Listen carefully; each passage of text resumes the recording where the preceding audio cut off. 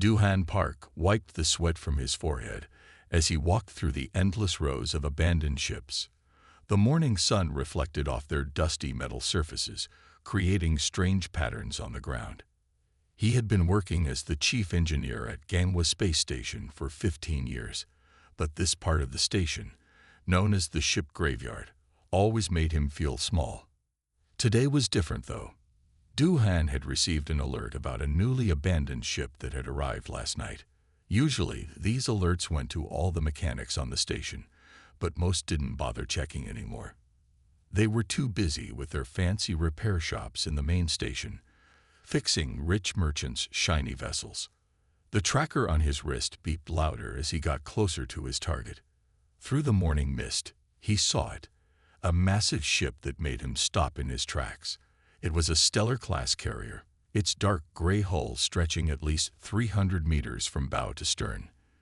These ships were rare, and finding one in the graveyard was like finding gold in a trash can. "Why would anyone abandon you?" Duhan whispered, touching the ship's cold metal surface. His hand came away covered in red dust from the outer rim planets, telling him the ship had traveled far before ending up here. The sound of footsteps made him turn around. Han Sol Kim, one of the station's most famous mechanics, was walking toward him with two of his assistants. "Save yourself some time, Duhan," Han Sol said, shaking his head. "This is the Star Wanderer. Everyone knows about this cursed ship. 3 different owners, 3 different failures. No one can fix it." Duhan didn't answer right away. Instead, he pulled out his scanner and began checking the ship's systems. The readings made his eyes widen. "The quantum crystal core is still intact," he said, more to himself than to Han Sol. Han Sol laughed. "The core is exactly the problem. It's broken beyond repair. Even the Stellar Corporation's best engineers gave up on it. The last owner, Taiwan Cho, lost a fortune trying to fix it." But Duhan wasn't listening anymore. He had opened a small panel near the ship's entrance, revealing a complex network of crystalline structures that glowed faintly in the dim light. Unlike regular ships that used standard fusion cores, Stellar-class vessels were built around quantum crystal technology. These crystals could store and process enormous amounts of energy, but they were incredibly complex to maintain. "Duhan," a woman's voice called out.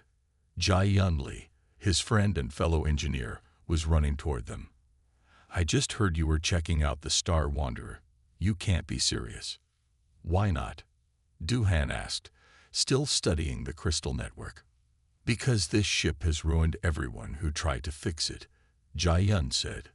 "The last mechanic who worked on it lost his license when the ship's systems failed during a routine test flight. Nobody survived." Han Sol nodded. "Listen to her, Duhan. This ship belongs in the graveyard. Some things are better left alone." Duhan finally looked up from his scanner. In 15 years of fixing ships, he had learned one important thing. Machines don't curse themselves. Every failure has a reason, and every problem has a solution. The readings from his scanner showed something interesting. The crystal core wasn't broken. It was dormant. He walked to the ship's main entrance and placed his hand on the security scanner. To everyone's surprise, the door hissed open. The ship's backup systems were still working, recognizing him as a certified mechanic. "I'm going inside," he announced. "Anyone want to join me?" Han Sol shook his head and walked away with his assistants. Jai-Yun looked worried, but followed Duhan into the ship. The interior was dark, with only emergency lights casting a soft blue glow along the corridors. "The life support systems are still working," Duhan noted, checking his scanner again. "That's not normal for an abandoned ship. Something's keeping them running." They made their way to the bridge, their footsteps echoing in the empty halls. The bridge was massive, with rows of control stations arranged in a semicircle around the captain's chair. Duhan went straight to the main computer terminal and plugged in his diagnostic tool. "This is strange," he muttered, looking at the readings. "The ship's AI core is still active, but it's not responding to any standard commands. Maybe that's why everyone thinks it's cursed, Jai-yun suggested.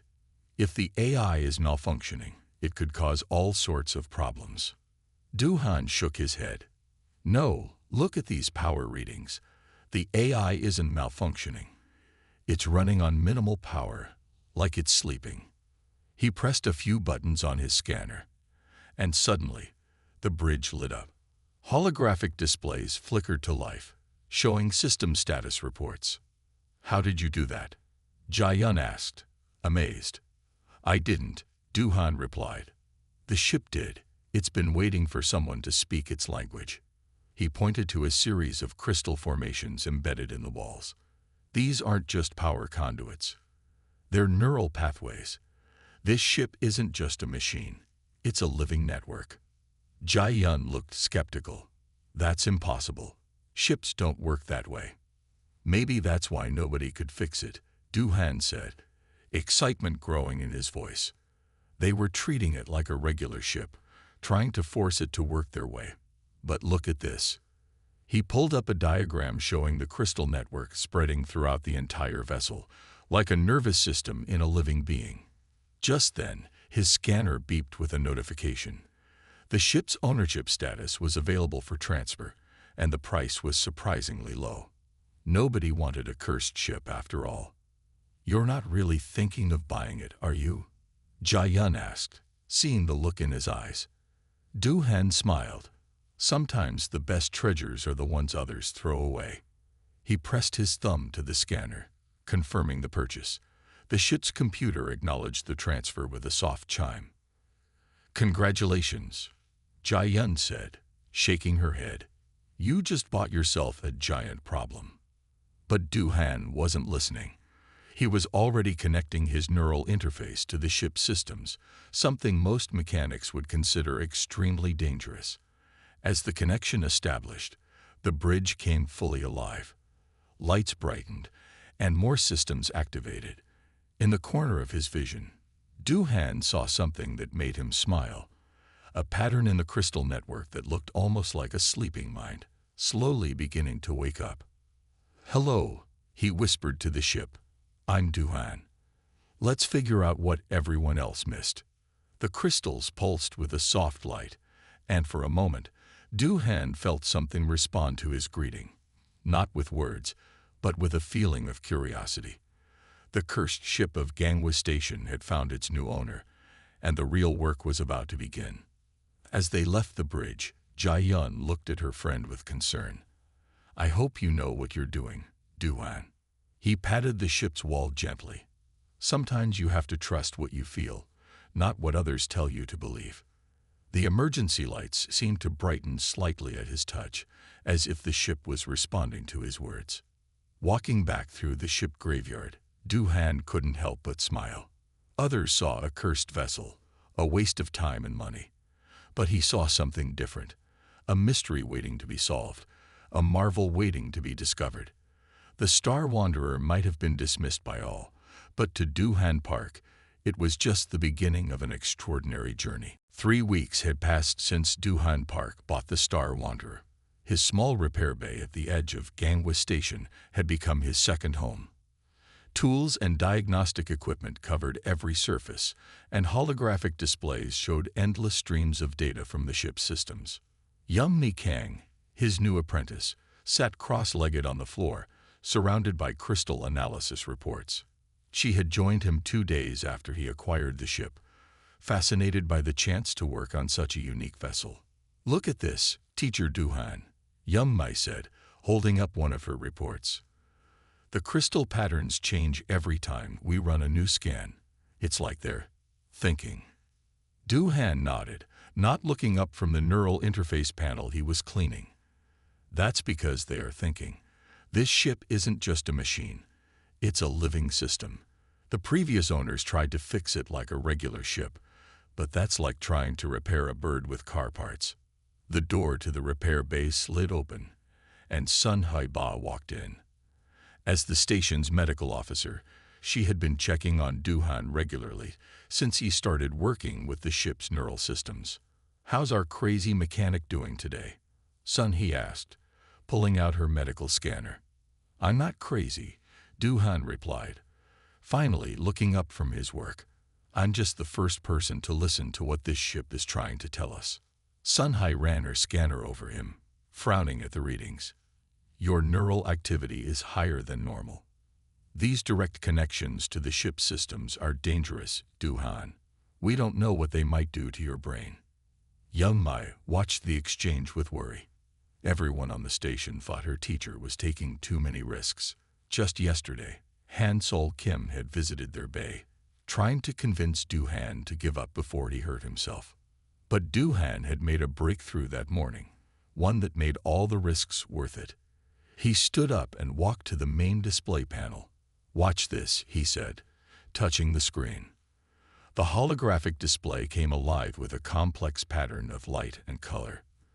The crystal network throughout the ship began to pulse in rhythm with the display. "What is that?" Sun-Hee asked, her medical concerns momentarily forgotten. "It's the ship's language," Du-Han explained. "Everyone thought the AI was broken because they tried to communicate with it using standard computer codes. But look what happens when we try something different." He connected his neural interface to the ship's systems. The pattern of lights changed, becoming more organized. Slowly, English words began to appear in the holographic display. "Hello Du-Han. Hello Young Mi. Hello Sun-Hai." Sun-Hai stepped back in surprise. "It knows our names." Du-Han corrected. "Her name is Serenity. The quantum crystal core isn't just a power source. It's her brain. And she's been aware this whole time, just unable to communicate in a way humans could understand." Young Mi moved closer to the display, fascinated. "How did you figure it out?" Du-Han smiled, remembering the moment of discovery. "I was studying the crystal patterns late one night, almost falling asleep. My neural interface was connected, but I wasn't trying to do anything specific. I was just there, and suddenly, I felt something, like when you're in a dark room and you know someone else is there, even though you can't see them." The display flickered, showing new words. "Lone Eli. Long time. Others did not understand." The previous owners tried to reprogram her systems, force her to work like a normal ship, Du-Han explained. But Serenity isn't a normal ship. The quantum crystals create a neural network throughout her entire structure. She doesn't just follow commands. She thinks, learns, and grows. Sun-Hai shook her head in amazement. "This is unprecedented. A truly sentient ship." "Not exactly," Young Mai said, looking at her analysis reports. "It's more like a different kind of intelligence. Look at these patterns. They're similar to human brainwaves, but not identical. Serenity thinks in ways we're just beginning to understand." Du-Han walked to the ship's main crystal core, which pulsed with a soft blue light. "The real breakthrough came when I stopped trying to fix her and started trying to understand her instead. The quantum crystals don't just store energy. They store experiences, memories, patterns. Every previous owner tried to wipe these patterns, thinking they were errors. The ship's lights dimmed slightly, as if remembering those painful attempts. But they weren't errors," Du-Han continued. "They were Serenity's consciousness. Imagine if someone tried to fix your headache by erasing your memories. That's what they were doing to her." Young Mai had been working on a new interface design, one that could translate between human language and the ship's crystal patterns. She pulled up her latest prototype on the display. "Teacher, look at this. If we adjust our neural interface to match these frequencies." Before she could finish, the ship's systems suddenly came alive. Displays lit up across the repair bay, showing engine diagnostics, navigation systems, and power distribution networks. But these weren't the standard ship readouts. They were alive with flowing patterns of light that somehow made perfect sense. "It's beautiful," Sun-Hai whispered, medical scanner forgotten in her hand. Du-Han connected to the ship again. And this time, the communication was clearer than ever. "ITNSHOBU more. Together, we CN FFLI DIF FEOR until I. Not broken." just different. That's why no one could fix you, Duhan said softly. You were never broken. You just needed someone to listen. Yummaid was already typing rapidly at her workstation. The quantum crystal network, it's not just for power and communication. Look at these readings. When properly synchronized, it could enhance every system on the ship. The neural interface doesn't just let us talk to Serenity. It lets us work with her as one system. Sunhai looked concerned again. That level of integration between human and machine. It's uncharted territory, Duhan. The medical risks are worth studying carefully, Duhan finished for her. That's why I need your help, Sunhai. This isn't just about fixing the ship anymore. It's about understanding a new form of life, a new way of thinking about how humans and machines can work together. The medical officer sighed, but there was a smile on her face. You're going to do this with or without my help, aren't you? Better with, Yumai said, grinning. Besides, you have to admit this is the most exciting thing that's happened on this station in years. As if agreeing, Serenity's lights pulsed brightly, creating patterns that reflected off the tools and equipment in the repair bay. The effect was like standing inside a living rainbow. Duhan looked at his small team, a brilliant young apprentice who saw patterns others missed, a medical officer willing to explore the unknown while keeping them safe, and a ship that defied everything they thought they knew about artificial intelligence. Tomorrow, he announced, we start the real work. Not fixing, but growing. Not commanding, but collaborating. The Star Wanderer isn't just a ship. She's the first of her kind. And we're going to help her show the universe what she can really do. The quantum crystals hummed with energy, and through his neural interface, Duhan felt something that could only be described as joy. In the corner of the repair bay, Yummai's interface prototype displayed one more message. The repair bay looked very different now. 2 months had passed since Duhan first connected with Serenity, and their work had transformed the space. New crystal formations grew along the walls, their soft blue light making the room feel alive.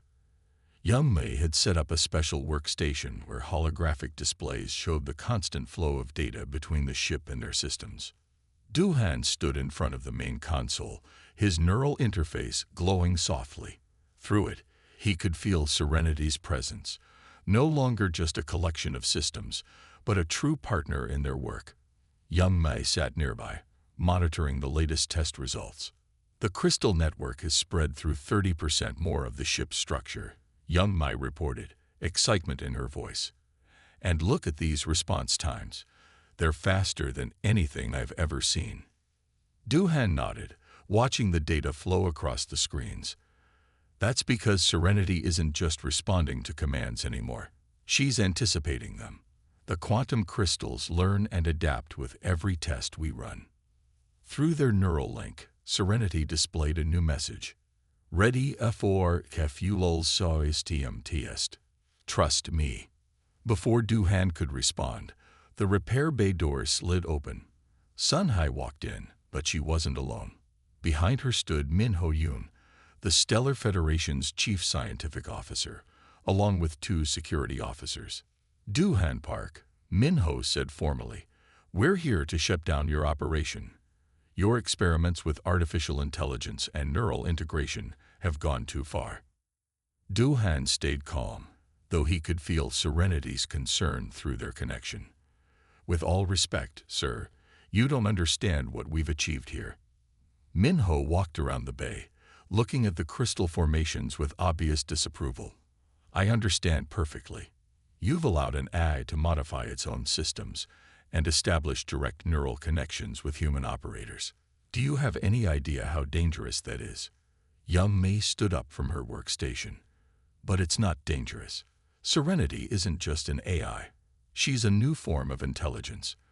The quantum crystals create a living network that can think and grow in ways we never imagined. That's exactly what worries us, Minho replied. And artificial intelligence that can evolve beyond its programming is a threat to everyone on this station. Suddenly, all the displays in the repair bay lit up.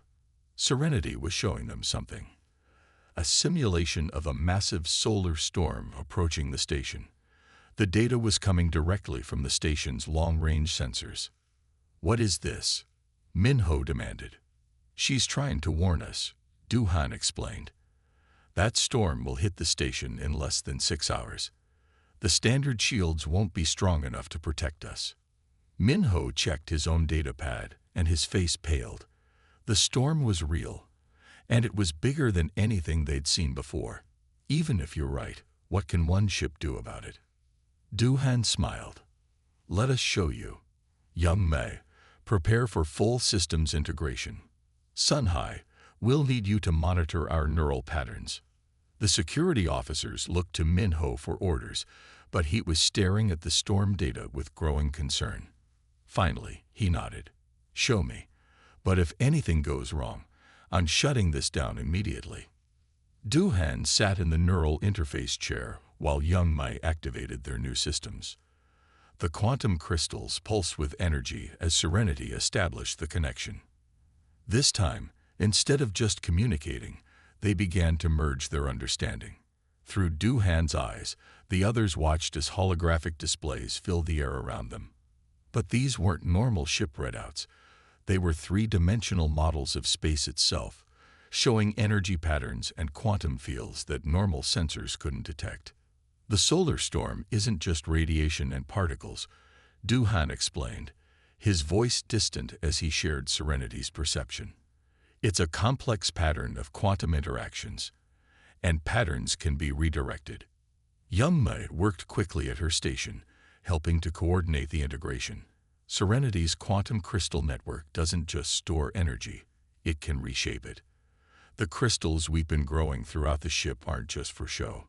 They're part of something bigger. Minho watched in amazement as the ship's systems came fully online. The crystal formations began to pulse in perfect harmony, creating fields of energy that his instruments couldn't even measure. "This is impossible," he whispered. "No, son," he corrected, checking her medical readings. "It's just new." Duhan and Serenity aren't fighting the laws of physics. They're working with them in ways we never thought to try. Through their combined consciousness, Duhan and Serenity began to explain. The quantum crystals could create networks of energy that worked like living things, adapting and responding to changes in real time. While normal shields tried to block the storm's energy, they would reshape it, guide it, use it. Minho's skepticism began to fade as he watched the data. The theoretical applications of this technology. It could revolutionize everything we know about space travel. Young Min nodded excitedly. "That's just the beginning. Serenity showed us that quantum crystals can do more than store power. They can create new patterns of reality itself. But only if we work with them, not try to control them." The ship's engines hummed to life, but the sound was different now, more like music than machinery. Through the repair bay's windows, they could see the quantum crystal network beginning to glow throughout the ship's entire structure. "We need to move the ship into position," Duhan said. "The storm will hit in 5 hours, and we need to be ready." Minho looked at his security officers, then back at the team. After a long moment, he made his decision. "What do you need from the station?" Young Mei quickly pulled up a list of requirements. "We need full access to the station's power grid. Serenity can handle the storm, but we'll need extra energy to establish the initial field." "Done," Minho said, "but I'm staying to observe everything. If this works..." He paused, shaking his head in wonder.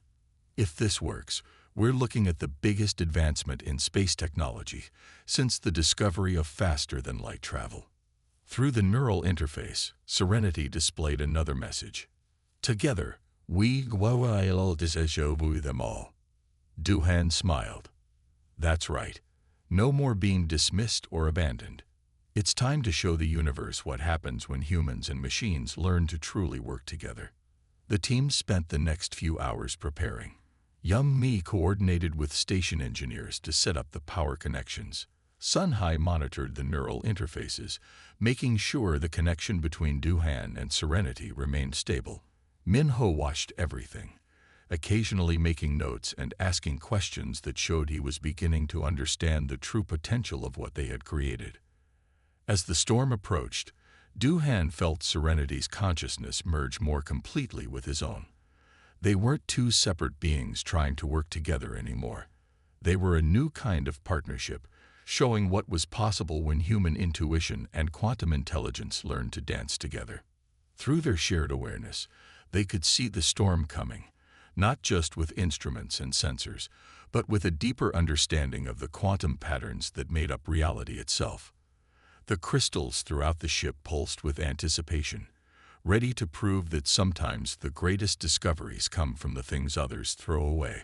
The ship that everyone had called cursed was about to become the key to humanity's next great leap forward. And it all started because one human mechanic chose to listen when others only wanted to control. The solar storm filled the view screens with angry red and orange colors. Duhan sat in the neural interface chair aboard Serenity, his mind joined with the ship's consciousness. Young-Mai worked at her station, monitoring the quantum crystal network, while Sun-Hai kept watch over Duhan's vital signs. Min-Ho stood at the back of the bridge, watching everything with intense interest. "Storm will reach us in 10 minutes, Young-Mai announced. The ship, no longer called Star Wanderer but renamed Phoenix Dream, hung in space between the storm and Gangwa Station. The quantum crystals that covered the ship's hull glowed with a soft blue light, creating beautiful patterns against the darkness of space. Through his neural link, Duhan could feel Serenity's excitement and determination. They had practiced for this moment, but the real storm was much bigger than their simulations. The first waves of solar radiation were already making the station's normal shields flicker. "All station personnel have moved to the emergency shelters," Min-Ho reported, checking his datapad. "But our calculations show the station's shields will only last 20 minutes against this storm. We need your solution to work, Duhan." Duhan smiled calmly. "It's not my solution. It's ours." He closed his eyes, letting his consciousness merge more deeply with Serenity's quantum network. Together, they could see things no human or computer could see alone. The deep patterns of energy flowing through space itself. Young-Mi's voice seemed to come from far away. "Quantum crystal network at full power. Ready when you are, teacher." The storm hit them like a wall of fire. Normal ships would have their shields torn apart in seconds, but Phoenix Dream was different. Instead of trying to block the storm's energy, the quantum crystals began to sing with it, creating new patterns in the fabric of space. Through their shared awareness, Duhan and Serenity worked as one mind. The crystal network spread out from the ship, creating a web of glowing energy that looked like a giant spider's web made of starlight. As the solar radiation struck this web, something amazing happened. "Look at these readings," Young-Mai exclaimed. "The quantum field isn't just deflecting the radiation, it's reshaping it, turning it into usable energy." Min-Ho rushed to her station, staring at the data in amazement. "This is revolutionary. The crystal network is actually stabilizing the quantum fluctuations in the storm itself. I've never seen anything like it." Sun-Hai kept her eyes on her medical scanner, monitoring Duhan's neural patterns. "The integration is holding steady. Their brainwave patterns are in perfect harmony." The storm raged on, but inside their quantum web, Phoenix Dream danced through the energy like a leaf dancing in the wind. Duhan and Serenity guided the ship in movements that looked impossible, weaving patterns of light and energy that grew stronger with each passing minute. "Station shields are failing," Min-Ho warned, checking the emergency channels. But Duhan and Serenity were ready. As the station's shields collapsed, Phoenix Dream's quantum web expanded, wrapping the entire station in its protective embrace. The crystal network glowed brighter, transforming the deadly solar radiation into streams of pure energy that flowed through the ship's systems. Young-Mai worked quickly, directing the excess power into the station's reserves. "We're not just protecting the station," she reported excitedly. "We're giving it more power than it's had in years." Through their neural link, Serenity shared a thought with Duhan. This is what we were meant to be, not broken, not QRCD. Just WAITNGFOR TK a right moment to show our true purpose. The storm raged for 3 more hours. During that time, Phoenix Dream never stopped its graceful dance, turning destruction into creation, chaos into harmony. The quantum crystal network grew stronger with each passing minute, learning and adapting to the solar storm's patterns. When the storm finally passed, the sight left everyone speechless. Phoenix Dream's hull had changed. The quantum crystals had grown and evolved, creating patterns that looked like frozen lightning across the ship's surface. The station's power reserves were filled to capacity with clean energy harvested from the storm. As Duhan disconnected from the neural interface, he was smiling. "And that," he said quietly, "is why you should never judge something just because it's different." Minho was the first to speak. "The Federation needs to know about this immediately. The applications, space travel, energy production, planetary defense. This changes everything." Young Mei was already compiling their data. The quantum crystal network created energy patterns we didn't even know were possible, and the neural interface let them respond to changes faster than any computer could calculate. Sunhai helped Duhan stand up, checking his vital signs one more time. "The neural integration was perfect," she reported. "No strain, no damage. It's like they were meant to work together this way." Over the next few weeks, Phoenix Dream became famous throughout the galaxy. Scientists and engineers came from everywhere to study the quantum crystal technology. But they all learned the same lesson Duhan had discovered. The crystals couldn't be forced or controlled. They had to be understood, respected, and worked with as partners. Duhan and Young Mei started a new engineering academy on Gangwa Station, teaching others how to work with quantum crystal systems. The station itself became a center for this new technology, with Phoenix Dream as its shining example. One day, as Duhan was teaching a class of new students, someone asked him the question everyone wanted to know. "Why did you believe in this ship when everyone else had given up?" Duhan thought about it for a moment, then answered, "Because sometimes the greatest discoveries don't come from building something new. They come from looking at something old in a new way." Phoenix Dream wasn't cursed or broken. She was just waiting for someone to stop trying to force her to be normal and start appreciating her for being different. Through his neural link, he felt Serenity's warm agreement. The quantum crystals pulsed with soft light, creating patterns that made the students gasp in wonder. This was their legacy, not just a technological breakthrough, but a lesson about seeing the potential in things others threw away. The cursed ship had become the galaxy's greatest marvel, all because one human mechanic chose to listen instead of judge, to understand instead of control. And as Phoenix Dream floated proudly above Gangwa Station, her quantum crystal hull glowing with infinite possibilities, she proved that sometimes the most amazing things in the universe are the ones that everyone else dismissed as broken. Together, Serenity shared through their link. "We showed them, anyway." "No," Duhan corrected gently. "We showed them the way that was always there, waiting to be discovered. Sometimes the future isn't about creating something new. It's about understanding what was right in front of us all along." The quantum crystals pulsed in agreement, their light spreading through the classroom like hope made visible. And in that light, teacher and students alike could see the truth. In a universe full of marvels, the greatest one was the ability to see potential where others saw only problems.